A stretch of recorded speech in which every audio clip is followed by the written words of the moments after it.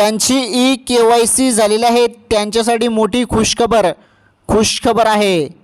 काय आहे खुशखबर? एका मिनिटात सांगतो, व्हिडिओ पूर्ण बघा. लाडक्या बहिणींनो, तुमच्या खात्यामध्ये ऑक्टोबर महिन्याचा हप्ता जमा झालेला आहे, बरोबर.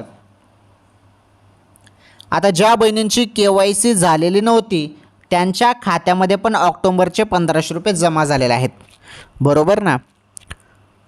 मग आता KYC ज्यांची झाली त्यांच्यासाठी खुशखबर का? कारण ज्यांची KYC झाली त्यांचा ताण मिटला. आता त्यांना पुढे चालून रेग्युलर हप्ता त्यांना भेटणार आहे. परंतु आता काही बहिणी असा विचार करत आहे की आमची KYC झालेली नाही, आम्हाला तर हप्ता भेटत आहे, त्यामुळे KYCची काही गरज नाही. असं जरी बहिणीनं तुम्ही विचार करत असाल तर बघा, तुमचा हप्ता पुढे चालून बंद होऊ शकतो बरं. त्यामुळे आता जरी सध्या तरी तुम्हाला हप्ता भेटत आहे, KYC तुमची झालेली नाही तरी पण हप्ता तुम्हाला येत आहे, परंतु तुम्हाला पुढे चालून KYC करावीच लागेल, नाही तर तुमचा हप्ता थांबवला जाऊ शकतो. त्यामुळे पटकन जा, लाडकीबहीण.महाराष्ट्र.gov.in या वेबसाईटवरती जाऊन KYC पूर्ण करा.